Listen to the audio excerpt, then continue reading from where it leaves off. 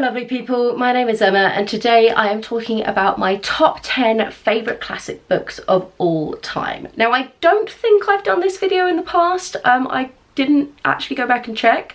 I know I've done a top 10 fiction and top 10 non-fiction a while ago, but I don't think I've ever listed my top 10 classics, so I thought it'd be fun to talk about that today, because 2024 for me is a year of really prioritising my classics reading again and trying to get those numbers up after a couple of year hiatus of not really reading anything in this kind of genre or category. So, like I say, we've got 10 books to talk about today, and the first one is The King's General by Daphne du Maurier. I do hesitate to add that whilst this is a top 10, I'm not counting down from like 10 to number 1. My brain could barely pick 10, like hone it down to just 10 that I really loved, let alone like trying to actually organise them, because there were so many other books that could have made this list. So this is in no particular order. But the first book we're talking about is The King's General by Daphne du Maurier. Daphne du Maurier is a wonderful gothic writer. She is more famous for things like Rebecca and My Cousin Rachel, but for me, The King's General was one of my absolute favourites from her. It is about the Civil War in the UK, and it is about a woman who is involved within that, and there's kind of a torrid love affair as well that occurs during it. I just really loved our main character, our heroine. She's just so clever and savvy and really like interesting, and she's also really great from like a disability side of things, because she is in a wheelchair for the majority of the book. She suffers an accident at the beginning, but it in no way holds her back, and she's really good at using people's impressions of her as being somebody who is weak and not really a threat to then get her own way.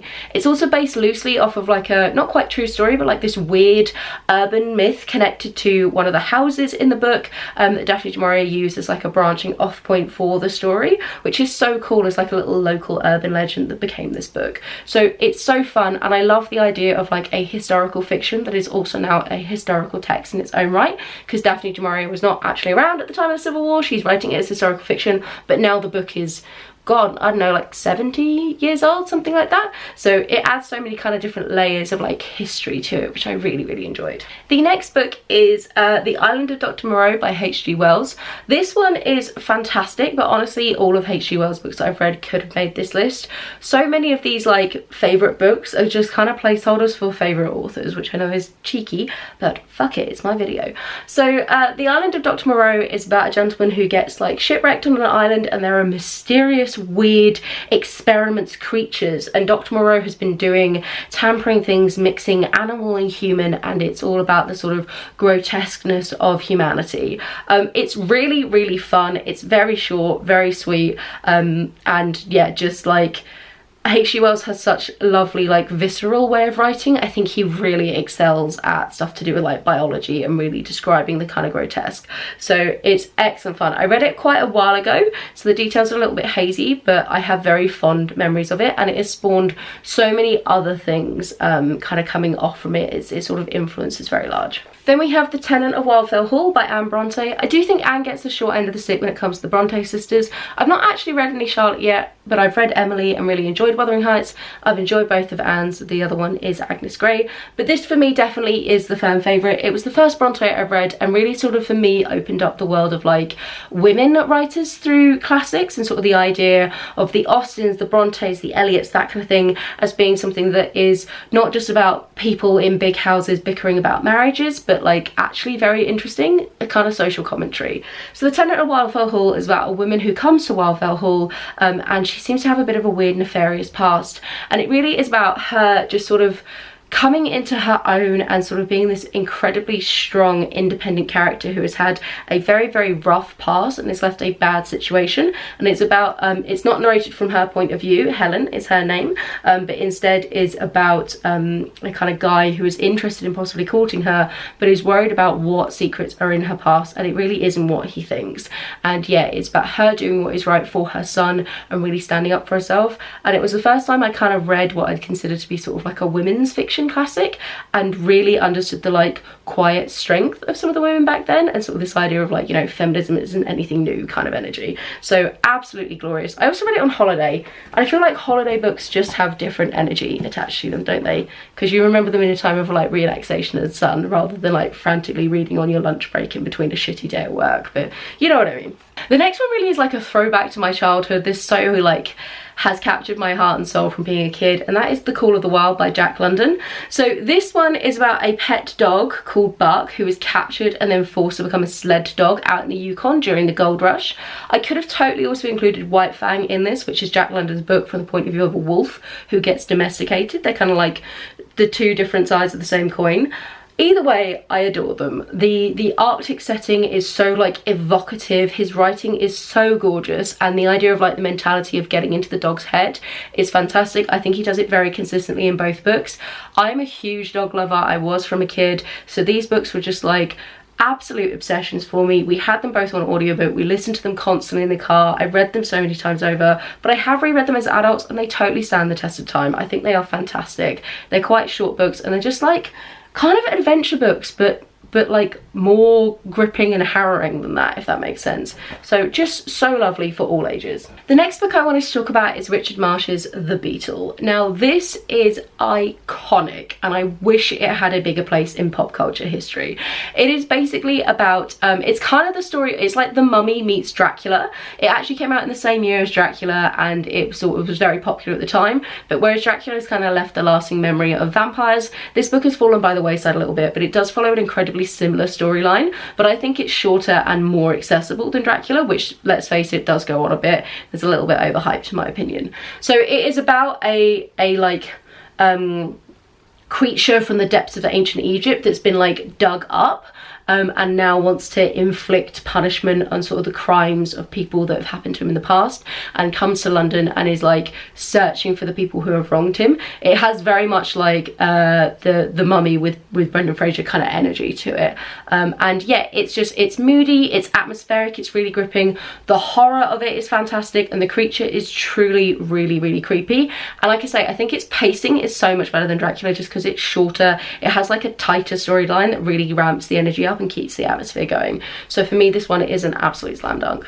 On the note of another horror that is just truly iconic for a good reason, that is The Haunting of Hill House by Shirley Jackson. I listened to this one on audiobook and freaking loved it. It is about a woman who gets invited with a couple other people to come to a haunted house by someone who is like into spooky stuff. I can't remember the technical term for it, and they're just trying to like see if they experience any of the hauntings that have apparently happened. She's in kind of a bad place emotionally, not gonna lie, and she's incredibly susceptible to the house's like nefarious influence on her, and because it's from her point of view, you get this wonderful unreliable narrator sense where the book just starts to break down as she's become more and more like embroiled in the house's like atmosphere. It's super creepy. I loved the cast of characters and I can totally see why this has become like the blueprint for haunted house books like over the years. Really enjoyed it. I know there's like a Netflix mini series about it now, feel free to check it out, but I get night terrors really bad, so I don't watch any of my horror, I can only read them. So absolutely iconic, and I totally need to check out more Shirley Jackson in the future because it's the only one of hers that I've read. Another just like placeholder for an entire author is The Midwich Cuckoos by John Wyndham. John Wyndham is amazing. I have a whole video about him which I will link in various places where one links stuff these days, but The Midwich Cuckoos is about a little village where one day everybody in the village just falls asleep, like just full unconsciousness, and then when they wake up all the women are pregnant.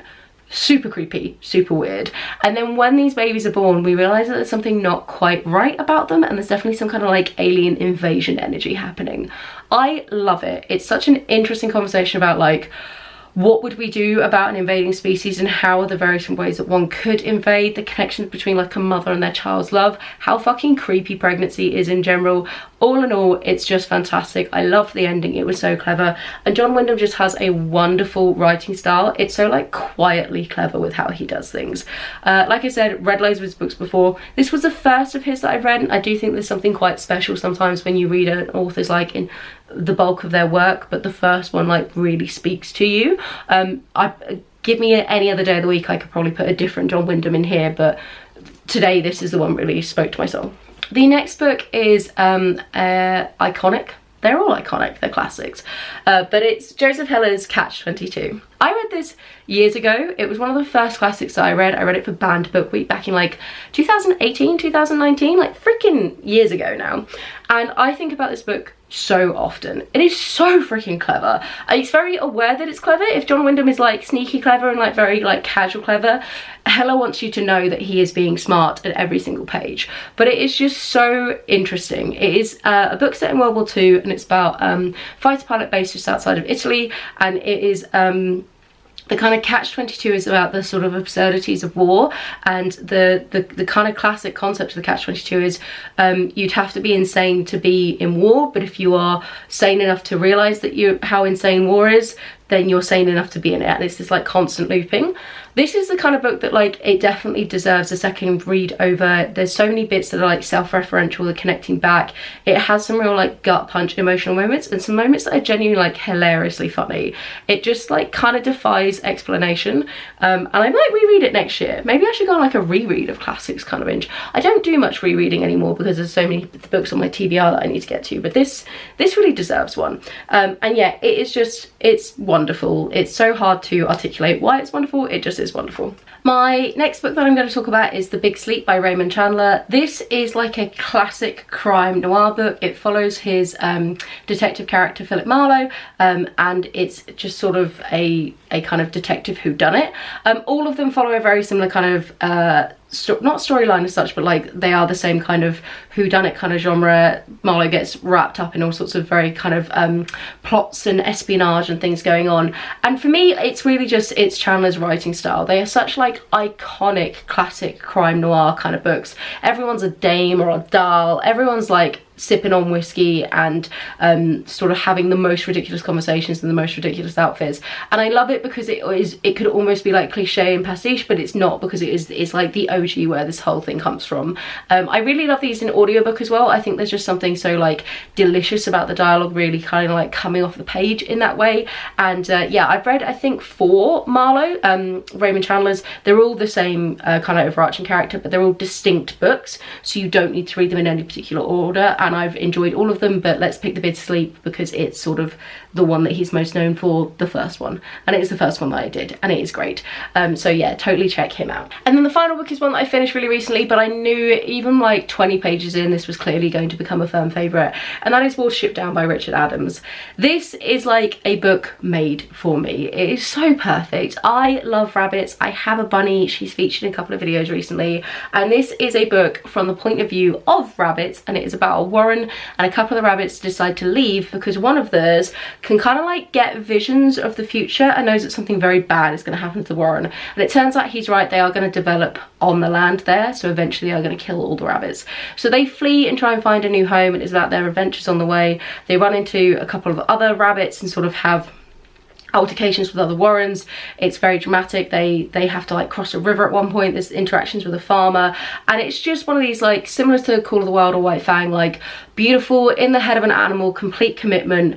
It's really emotional and really harrowing in many places. It's pitched as a kid's book, but oh my god, some of the descriptions. At one point a rabbit gets caught in a snare, and I honestly thought I was gonna cry. Like, it was hella fucking traumatic, and there's some quite major deaths in it that again are just like absolute trauma. If anyone's watched the movie as a kid, you know already the trauma that is Watership Down, but it is so worth it. I'm so invested in all these bunnies' lives, and it was just a beautiful, really enjoyable tale. Also, Peter Capaldi does the audiobook, so that's fantastic.